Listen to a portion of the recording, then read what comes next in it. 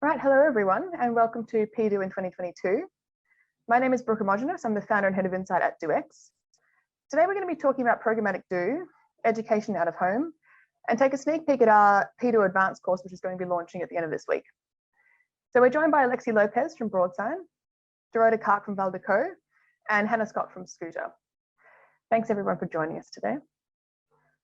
We'll begin by taking a look at some of the key topics in PDOOH for 2022, gaining a global perspective thanks to our panel of experts, who all feature in our PDOOH advanced course and go into these topics in much more detail. To kick things off, our experts are going to share their perspective on the current state of PDOOH in their markets and how they expect the trend will continue over the remainder of 2022. If you do have any questions all throughout the webinar, please feel free to use the Q&A feature and we'll circle back to your questions at the end. So Alexi Lopez, I'll hand it over to you first. Thanks for having me, Brooke.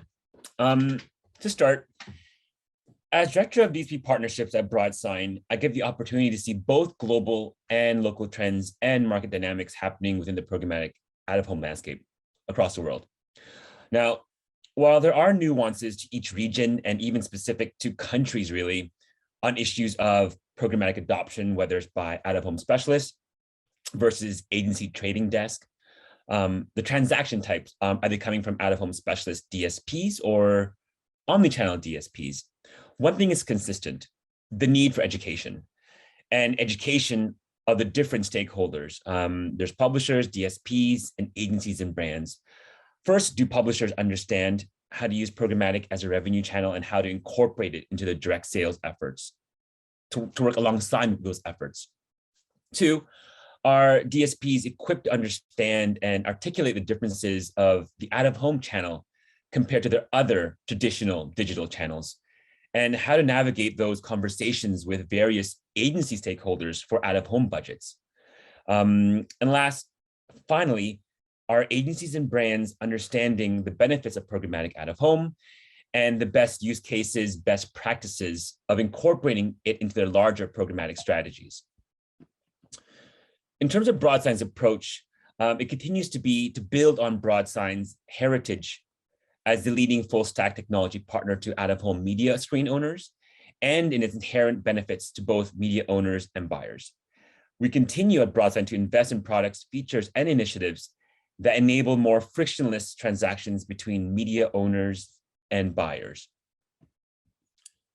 My predictions for the year ahead: I see a significant uptick from omni-channel programmatic traders investing in digital out-of-home.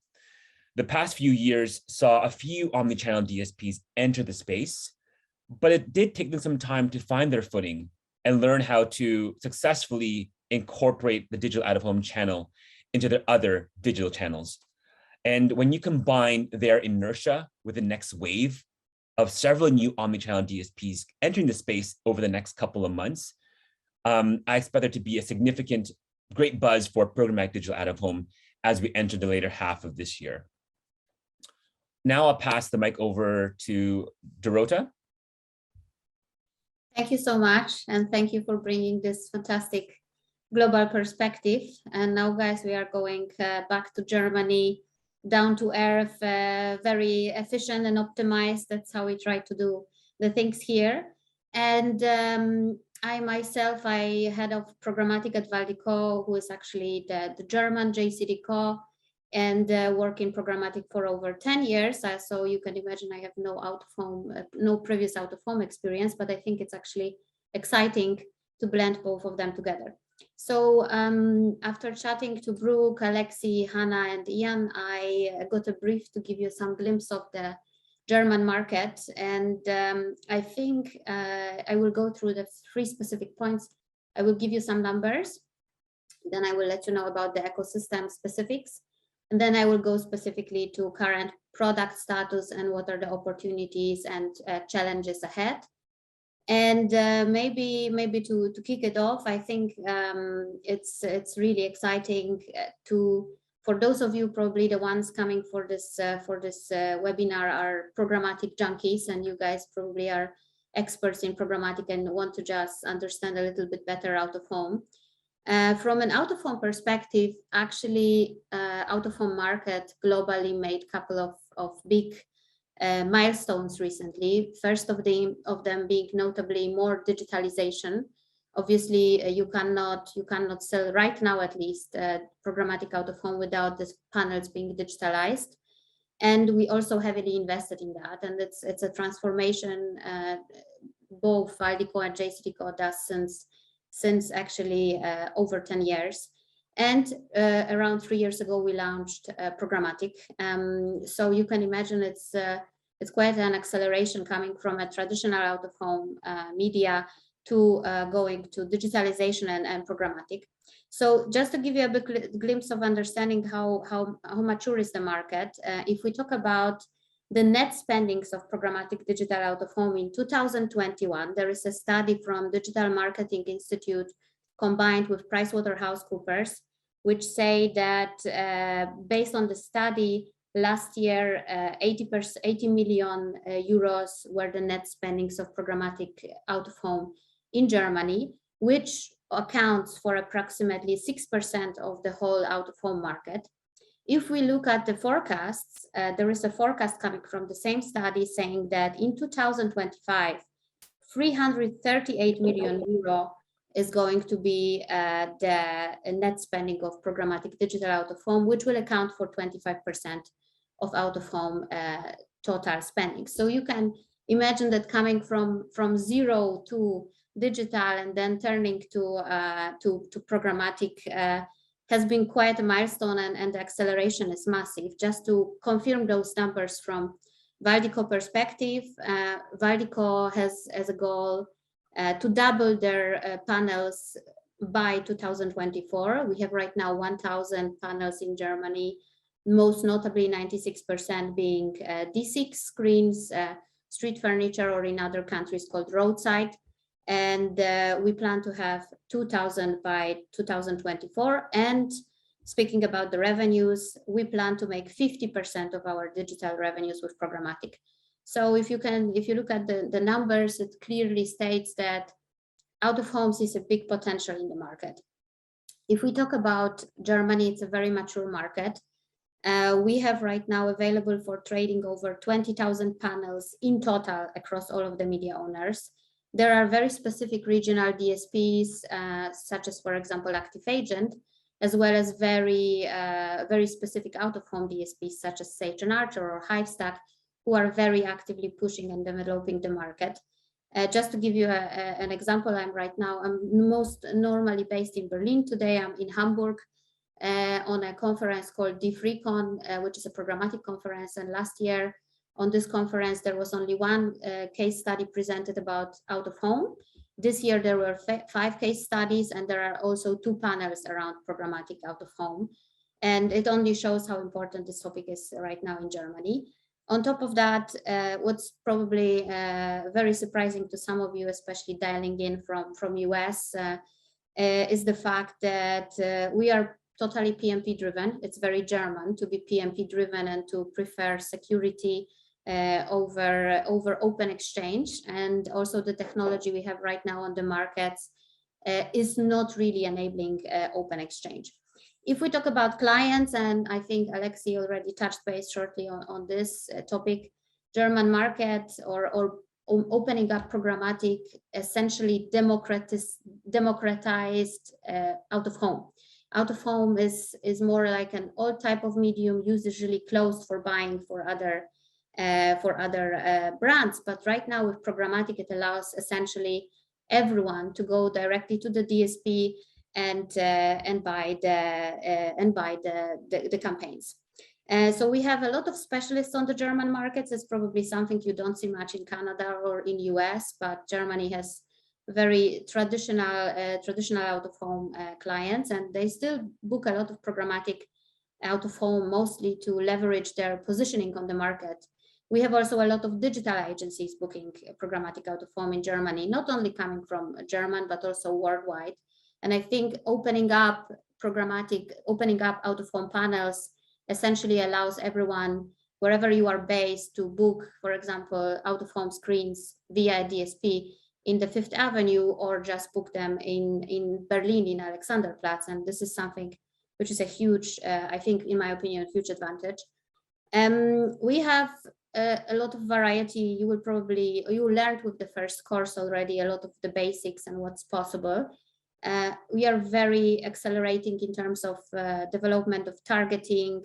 There is a lot of not only third-party data targeting in Germany available for out of home, but also real-time targeting, point of interest targeting. I don't want to show off, but I have to use this platform to say that we just won a couple of days ago the DRAM Advertising Award for best use of out of home for our case with Burger King, where we exactly present this innovation combining traditional data with real-time optimization. Talking about challenges, I think our main challenge right now worldwide, in general in the industry, are standards. Maybe especially from Alexis and Ian's perspective, if you take a look on what is one impression in their market, it's different to my impression.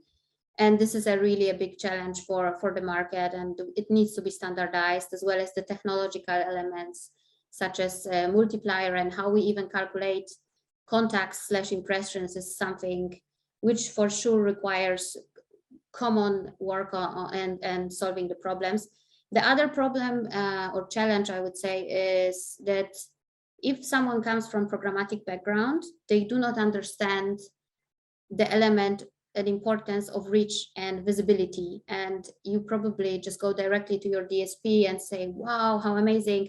I can now book, I don't know, for 1,000 euro, 5 panels around my screen for 5 weeks. And then you are pretty disappointed because probably your ad was displayed once in an hour. And this is, I think, programmatic experts do not exactly understand that you have to have a certain reach or certain share of time or share of voice to make sure it works. It's very exciting, but it really requires different type of planning, and it's still a reach medium, and you can use it as a reach medium worldwide, as well as you can use it regionally, but it will not bring you value if you forget about those basics. And another, of course, probably one of the reasons why I'm part of this webinar is education. And I can only absolutely confirm what Alexi just said, that education, not only in the DSP as well as media owner client base, but also in the out-of-home market around programmatic out-of-home is an incredible challenge. And I'm very happy that Brooke is moving with the project and launching the second training. I think the first training was pretty amazing, and I'm very excited to be part of it. So to briefly summarize it, in Germany we say von 0 auf 100, which means from 0 to 100. I think I could say that easily the programmatic acceleration is something which I experience coming from 0 to 100. And I think that within 2-3 next years, it will be from 100 to 200, 300, 400. So pretty exciting times. I'm very happy to be part of this industry and making it grow. And now I think I'm going to give the voice to Hannah. Hello, thanks very much, Dorota. Thanks for having me here as well as part of this webinar. I think looking at out-of-home, programmatic out-of-home in the UK, the last sort of couple of years have really been an education. I think that word's going to come up a lot during this webinar. But it has really been an education for us and our clients and agency partners alike as well.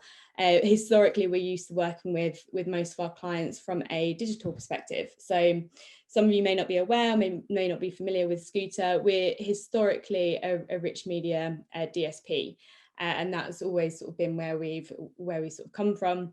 And in the last sort of 4 or 5 years, we've started going into the out-of-home market and really looking at what we can do there. So in terms of sort of adoption in the UK, we're sort of one of the early adopters from a DSP perspective, which is great. It's a really good position to be in. But it has meant that these past 2 years have really been looking a lot at how how we can educate our clients in moving away from just a display mentality, and how they can start incorporating out of home into their ordinary campaigns, which has been great. It's also been a good time for that to happen, obviously during the pandemic. Suddenly everyone got a little bit scared about out of home and what that would mean and where the progression would be. No one's going outside, everyone's in lockdown. But there's real sort of benefits to having a programmatic capability there, being able to switch on your spend, switch off your spend, move it to different arms of your campaign with ease and without having to rely on anyone else to do it as well. So you can sort of log into the platform and do it yourself. So that's really been where we've sort of been focusing our attention and time for the last couple of years, and then fast forward to sort of maybe the last 6 months, and we've really seen that uptick in progression. And the conversations that we're having, we've sort of got to a point now where that base knowledge has become more widely spread, and we can really talk to our clients about how we can sort of push forward, how we can innovate, what new and interesting things we can look at doing. Now that they've got that core understanding of what they're trying to achieve with their programmatic out-of-home activity. And how it's not going to be exactly the same as their display. There needs to be a differentiation between that. And I think you mentioned that as well, Dorota. It doesn't translate like for like, but you can still run campaigns in the same platform and have that budget split across the different channels, as long as you're aware of the differences and nuances of each of them. So we've really sort of seen those conversations come up a lot more recently, and that really sort of links into sort of where we are as a business. You know, we're really pushing forward on the omni-channel approach, not forgetting our display roots. And in addition to that, a lot of what we're focusing on and what we expect to become much bigger throughout the course of this year is that creative execution as well. Being a rich media DSP, historically, everything has a creative first approach, and that shouldn't be any different for out of home. You can have all the bells and whistles on your programmatic strategy for your out of home buying, and you can have everything laid out to the most meticulous campaign. But if your creative ends up being just the standard creative, it can just let you down at the last hurdle, really. So what we're looking at a lot more is how we can push that sort of DCO arm and make it relevant and valuable as well. There is no point in doing all this stuff if it's not actually going to be useful. So it's making sure that these pieces that we're putting in are going to be the ones that are relevant for the most users. And also that will work across different media owners and different suppliers as well. And I think it goes again all the way back to that sort of standardization piece that Dorota mentioned again, that we're sort of not quite there with yet. It goes from everything from measurement to the sort of tech stacks that are currently out there. The challenge is how we make that DCO piece fit everyone's tech abilities, really. But I think we're confident we can get there. We do have sort of the base level in there and up and running and people using it, which is great to see, but it's just how we then drive that forward and make that more of a talking point and add that extra flexibility to the out-of-home campaigns. And I think what we're then expecting to see again, probably the sort of second half of this year, is that most sort of briefs and conversations that come our way, we expect them to be omni-channel briefs. So I would sort of go as far as say 9 out of 10 would be cross-channel, looking for display and also out of home in one place. But I think that's sort of really summarised from me. I'm not sure, am I handing over to Ian? Is he on the call? Yeah, thanks, Hannah. I'm excited to be here. I always love the global perspective, and as much as we think that we're different in the out-of-home space, we all kind of face the same challenges. I wanted to start by applauding Brooke early on at the education is key here, right? And as we tried to develop in the US, Lamar being a 120-year-old company, the first large format roadside billboard company 21 years ago, and kind of really not putting our toe into the water, but I was very bullish about programmatic 9 years ago for our company. And that's when we began to play with programmatic. the state of the US, really the last 3 to 4 years has really dove into programmatic. But that's where I applaud Brooke, is we were looking to ways to educate, because there was a lot of confusion in the US with our UK friends and our German friends being the leaders in this in the very beginning. And I think the formats and embracing the space helped us kind of have a guideline. But as we began to try to educate not only buyers, but omni-channel buyers and brands direct, what we found is that there was a lot of confusion with what is automation and what is programmatic. And in the US, and maybe similar for the other folks on the call, but it was very much, hey, we just want a faster, easier way to buy. And in my humble opinion, that is not at all what programmatic is. And it really is, the education is the barrier. I believe we've continued to get past that. In the US, the other challenge is publisher side. Everyone thinks that they need to roll out a screen and put a screen at every entrance of any place, business, hospital, gym, bakery, and that leads to, you know, this world of supply that we often hear from brands that, hey, there's not enough scale. I think one of the great things that Broadsign does, as well as our other supply side partners in the US, is really tie in this unique medium to show brands that there is massive scale. There's more scale on a primetime TV show, Hulu and Netflix combined, across an entire US digital top 50 DMA buy, where you can be extremely targeted in the programmatic space. The thing that's fun to watch today is the US has been very cautious with the data side of things. But in the programmatic side, where we've really seen success in the US is embracing that data, embracing the very finite side of data. Lamar specifically being the largest out-of-home player in the US in general outside of digital, and our friends at Clear Channel out front and JC2Co, we have other media to sell, and that's the traditional static direct. But where we see success is really where you use the medium for what it is that reach and frequency, whether it's traditional or digital. But where we see success is when these omni-channel DSPs come in and they say, hey, we're branding for that Ford F-150 in specific markets, and there may be certain locations, high traffic, maybe it's near competitive dealerships.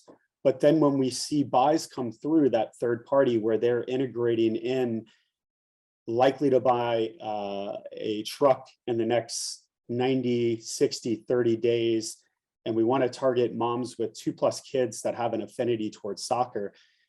In the past, that's been eliminated, and out of home immediately was X'd off the brief, and they were just buying 3 to 5 mile radius from the dealership, which again, the power of out of home, it worked. But now we're seeing today, as Dorita mentioned, is that cross buying. And they're using that data and overlaying it across not just roadside billboards, but other venue types, where that consumer moves throughout the day and the journey. And that's where we're beginning to see extreme interest in the space. And now they're starting to understand and believe in, hey, device ID passbacks. And what I get excited about is the fact that the out of home becomes the driver of the campaign, the omni-channel approach, as opposed to in the past, it was, hey, we're going to run a Snapchat campaign, a YouTube B-roll ad, and maybe some banner ads, and maybe now some CTV. Today, it's let's run the out of home, let's collect device IDs, and let's let that out of home be the driver across those online, mobile, social campaigns. Hannah touched on dynamic creative and content. That's something in the US that now we've done for quite some time on the traditional direct side. But I agree with Hannah. I think where out of home really shines, and with all due respect to our online folks and mobile folks, no one gets excited about a tiny banner ad or below the fold ad. You're not getting excited about it. What you're getting excited about is, as you travel throughout your day, is seeing that ad and seeing that massive, beautiful creative that's relevant at that moment in time that makes sense. And then if the mobile begins to be a part of that, there's that reach and frequency that occurs. The last thing, and I know we'll probably go into more detail about it, is just where we're seeing the evolution in the US and the omnichannel DSPs, and Hannah's organization probably does this as well, is true optimization. Is no longer is it buying an out-of-home campaign, whether direct or programmatic, and just saying like, we're going to dedicate 100 million impressions over these next 2 weeks.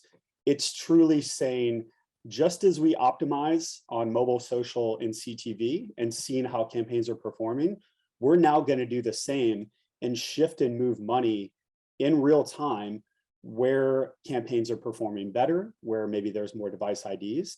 And I think that that opens up to true programmatic, true omnichannel, and to where digital out of home truly shines. And I know, not to speak for the rest of the world here, but I think that that's what we're all really excited about this year and next year to come. Wonderful, thank you, everybody. I think we can all agree that PDOOH and the digital out of home sector in general are showing no signs of slowing down. And there are immense opportunities ahead for those companies willing to test, trial, and take advantage of the advancements that programmatic trading is bringing to the table in digital out of home. But to take advantage of the evolving technology, we need to first understand exactly what it is, how it works, and the possibilities that it presents for our business, whether on the buy side, sell side, or a tech player in between. So this knowledge gap is exactly what we aim to fill at DOOH. So our pilot programs, PDOOH 101 and DOOH 101, went live at the end of 2021. We created 2 tracks to ensure that anyone, anywhere, whether coming from an out-of-home background or trialing the medium as part of their digital strategy, could access the foundations of the medium and its foray into the world of programmatic trading. These courses cover the fundamentals, so the what, the how, the why of planning, buying, and trading the digital out-of-home medium, as well as the evolution that's taking place thanks to the introduction of programmatic trading. Now with our new course, PDOOH Advanced, we're going to go diving even deeper. While there's a lot about programmatic trading and digital out of home that's easily defined, there's also a lot that's still not set in stone yet. We can't be sure exactly how the technology will evolve, but what we can do is educate ourselves so that we can ignite the kind of intelligent and informed conversations that need to be happening globally in order to define digital out of home's place in the programmatic realm. That's why this course is based around informing students about the aspects of PDOOH that are going to continue to evolve over the coming year and beyond. So some of the many topics that myself and our panel of experts will be covering include inventory management and yield optimization, international campaigns, redefining the value proposition of digital out of home, maintaining prices and deal strategies, PDOOH campaign planning, PDOOH integrations and how they work, and taking a look at PDOOH within a broader media strategy. So for those interested in taking any one of DOOH's courses, you can use the code DOOH20 at www.dooh.io to receive a 20% discount on either of the foundational courses or the PDOOH Advanced course, which will go live later this week. And this code will be active until the end of next week. Alternatively, you can also get in touch with your broadsign representative locally as well.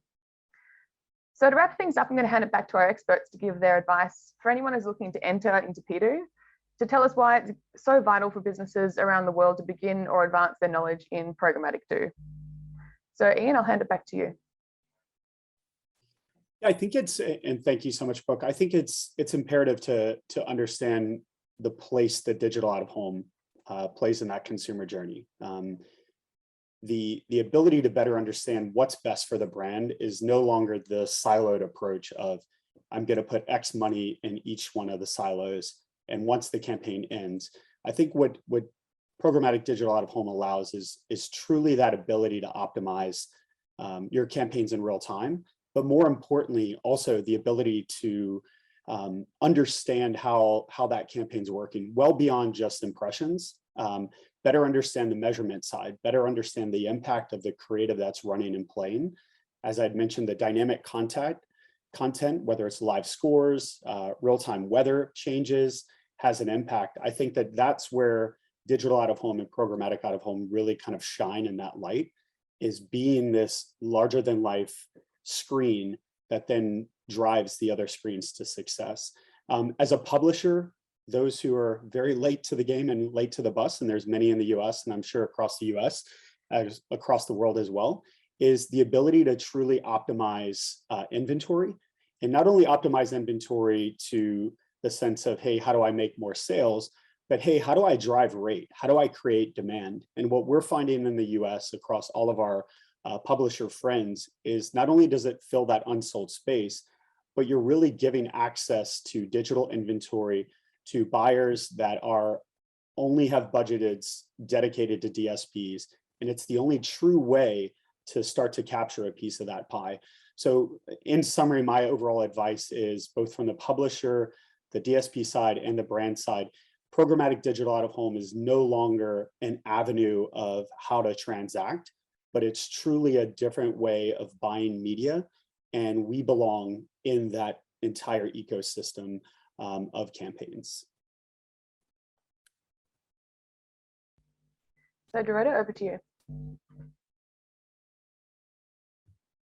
Perfect. I think there's like you said, it's like an avenue of transaction. And I love the way you said it's very exciting to look outside.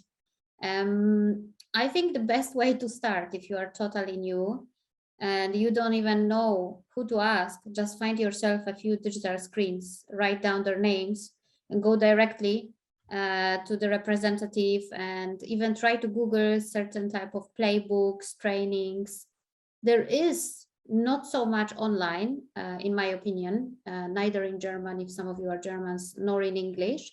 But since over a year, I see there is a certain growth in the materials produced around this.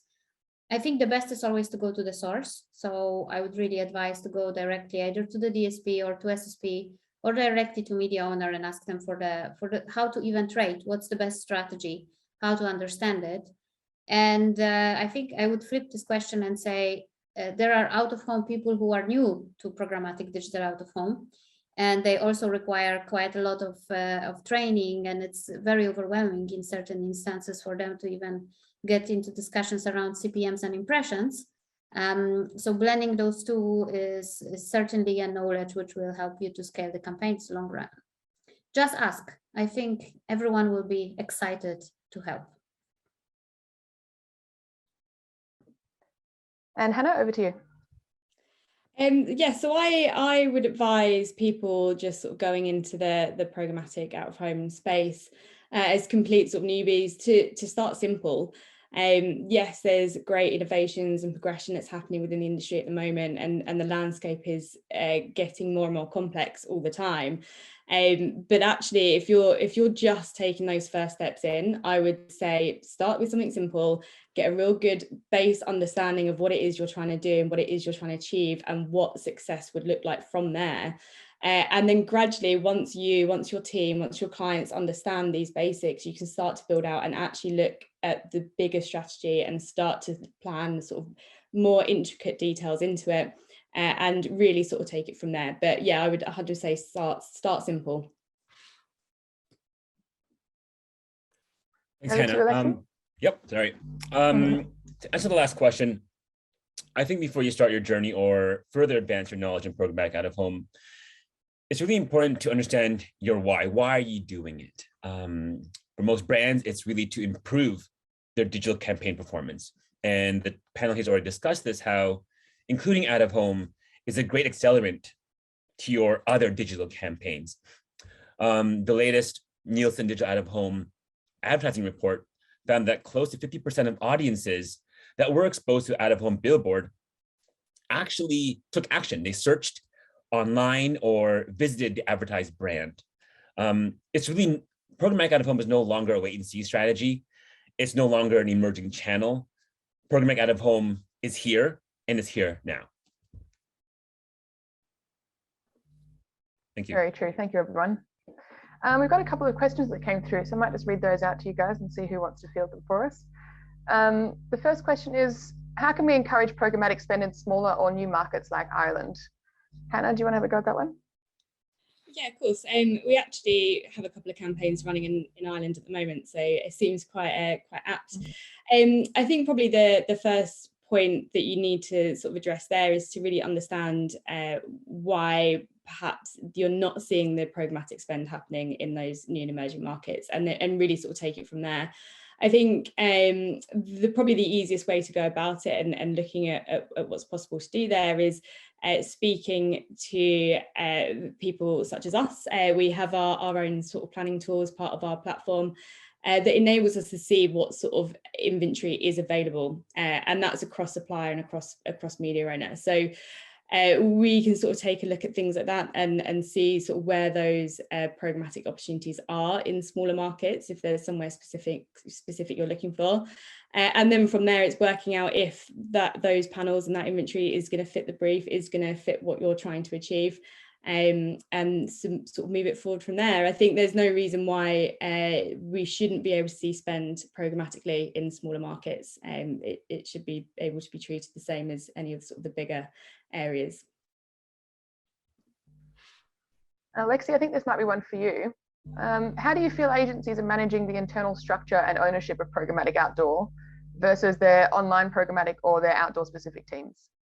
This is one of my favorite topics, actually, and we can probably dedicate a whole webinar on it. Actually, we are. But I think there are good brands that are doing it well, and some agencies are doing it poorly. I think they take direction from the actual client itself. It depends on how the brand allocates budget, whether they do it themselves and understand how all the different channels work together. I think the brands that do it well are the ones that have a better picture of their omni-channel strategy and are able at that point to decide how much of their budgets are going to programmatic, whether it's programmatic display or programmatic out of home. And I think it's an opportunity really in terms of why your program is here. It's really to educate brands, understand how programmatic out of home fits into the other larger channel strategies in order to really create the best omni-channel plan from the onset versus passing a budget down to the agency where then it's really parceled off and created in silos, which what Ian talked about earlier. I think that's a challenge that a lot of my DSP colleagues face is when they go into an agency, they don't know who to talk to. They get passed back from the planning to the creative team and to the agency trading desk. So they really take the direction from the actual client direct.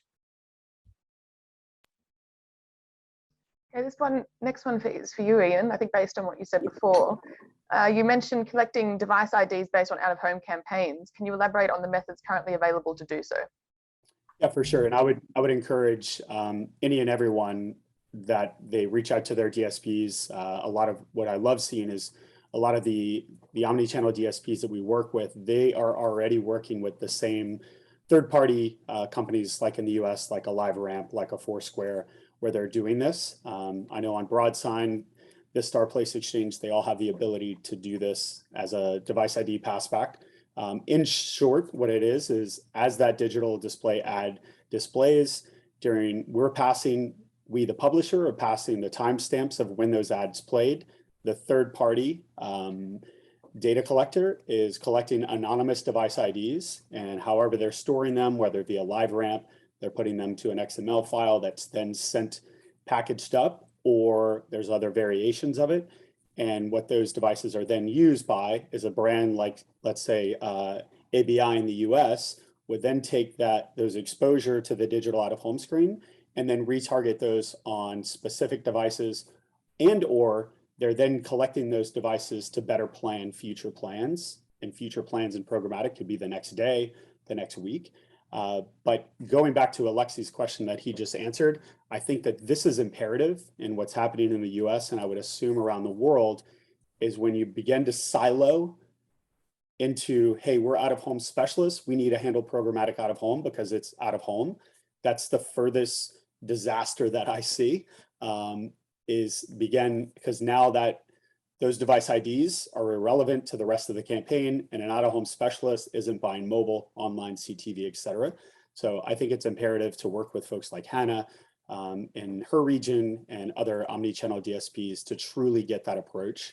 And device IDs are beginning to, what we call in the US, are just table stakes. It should be expected and it should be used in every campaign that's ran. Wonderful. This one I think speaks to your question earlier, Dorota, about the reach and frequency of how to optimize an out of home. How does planning for effective reach and frequency differ from PDOOH and traditional out of home, and what must the planner consider? I'm happy to take this one over. I think you have to take into consideration two maybe three specific elements. The first one is context / audience / targeting. And in traditional out of home, usually you have no right to select certain screens you would like. You usually buy networks. That means it's a big, broader group of frames, usually distributed across either the whole city, representing some very generic target groups such as urban, etc. And with programmatic out of home, you can still buy, of course, not network, but you can also go much more in depth into planning through your audience, leveraging the data, either third-party data or real-time data, or going into more of the point of interest, point of sale context, just selecting specific frames around your desired, for example, store. So this is the first element you need to take into consideration while building your media plan. What's your strategy? Network, maximum reach, everyone needs to know about my product, or I want to have specific audience or a specific point of interest. And you could also go with all of them together at the same time. And when we talk, however, about frequency and reach, then the traditional metric you use to measure it is in Germany called share of time. In US, I think it's called share of voice, which essentially represents the percentage of time when the ad will be your ad will be displayed within a loop. In Germany, in our specific case, we are, and the medium is usually running, depending, of course, on the type and a channel, the medium is usually running 24/7. And you have for 1 hour, in our case, we have within 1 minute, 6 ads, and this is representing one loop. And historically, and this is the best practice from out of home, coming from some Nielsen and further market studies, saying that you need at least this 15% share of time to be able to get the attention and reach you need for your brand. And 15% share of time is around 1 ad in a loop. For example, in case of having 10-second ads. And this is, I think, the biggest challenge, because when you go to the DSP and you book a non-guaranteed deal, you have literally no idea, because most of the time this information either is not provided by the media owner, by the SSP, or even the DSP doesn't have a way to read this information. You really don't know how much availability there is for a specific panel. Plus, you need to take into consideration you are competing for this availability with other people participating either in the PMP deal or participating in the open exchange. So my recommendation to this would be ask the media owner directly if there is availability and how big is the availability. And also my second recommendation, if you want really reach, if you want the people to see your ad, you will have to probably stick to around 10 to 15% share of time, which would mean 1 ad in a loop, 1 ad every 1.5 loop. And in the DSP, you steer it via pacing, but you might even sometimes, and I give you crazy examples. We had clients who had suddenly a lot of budget and they basically were displaying their own ad for 2-3 hours just because the budget was there and the availability was there. And you know these examples from your previous programmatic experiences. But best practice, try to go to reach 10 to 15% share of time. Ask the media owner, is there availability? Can you recommend me the budget? And the media owner will be always happy to give you this feedback. Wonderful. We're running a little bit over, but there's one more interesting question that I thought we might field to Alexia if you want to answer this one. With limited standards of digital out of home, how can ad tech, ad server, or measurement platforms prepare to support programmatic DOOH? Okay, that's a tough one.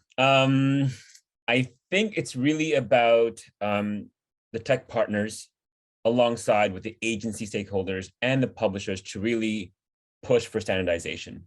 There was already initiative a 1.5 years ago on the venue taxonomy. So that's happening. But now there's also the IAB, OpenRTB standard for creative.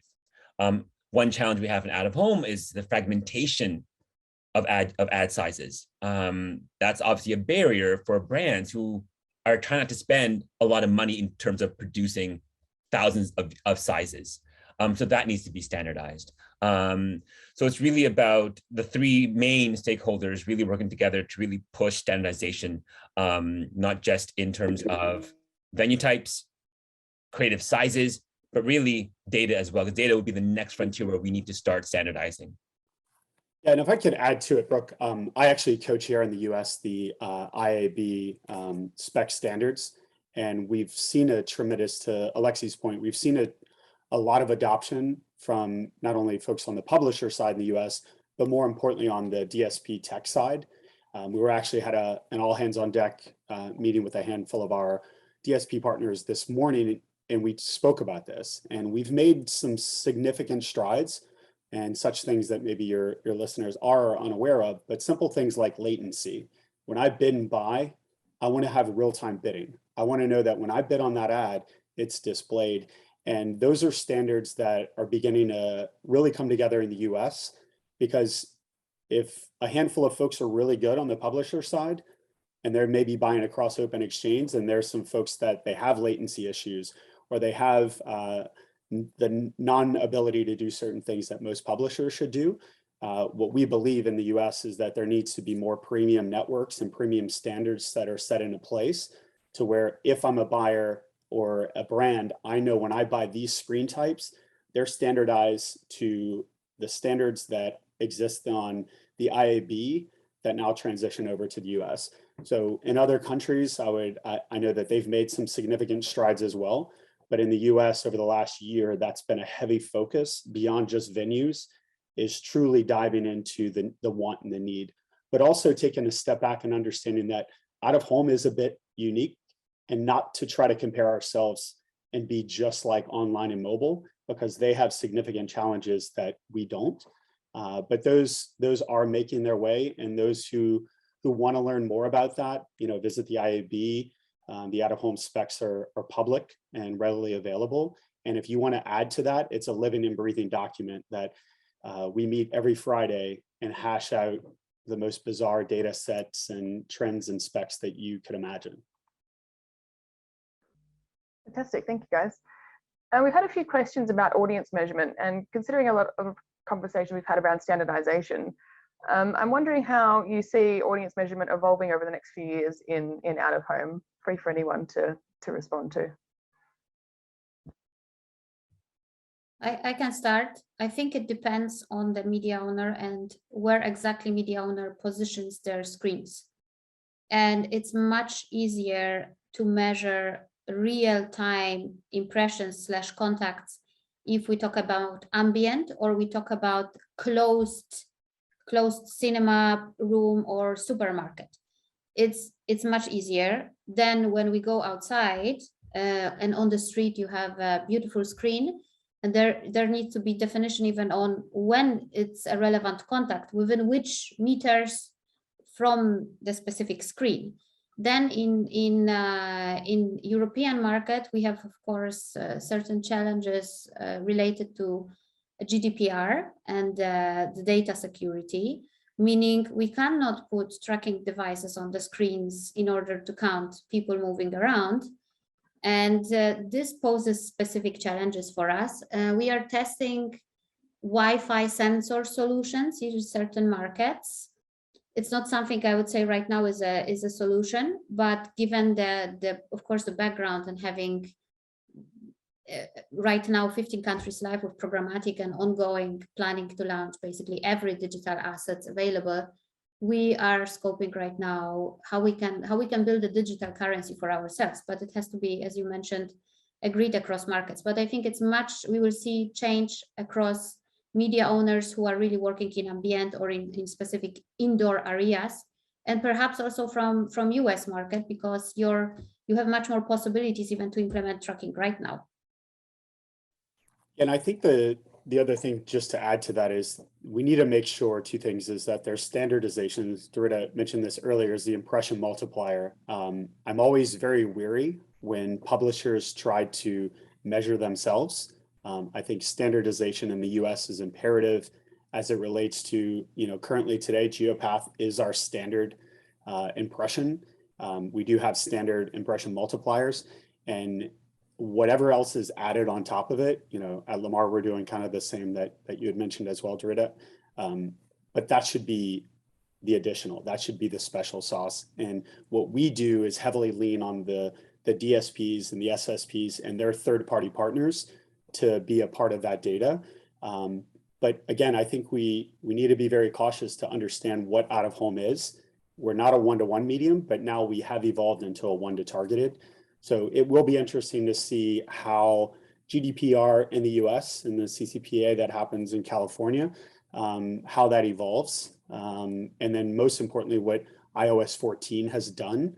And I believe as much as we're leaning on data, it's also becoming the rationale and reason why digital out of home is emerging, and our take in a lot of the budgets is because of the really kind of lockdown on the use of data and real-time data.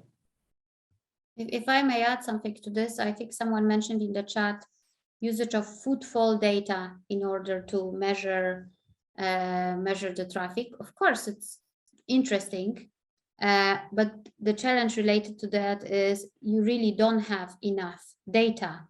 And even if you statistically do explorate this data, it's not going to be exact. And I think it also differs market per market, but more and more of such solutions could be interesting. But I don't think, and this is also something people forget when they talk about out of home or CTV, we don't talk about one-to-one, we talk about one-to-many medium, which means anyway, our way of showing the data is always based on contacts, on multiple users being reached, on cohorts in reality.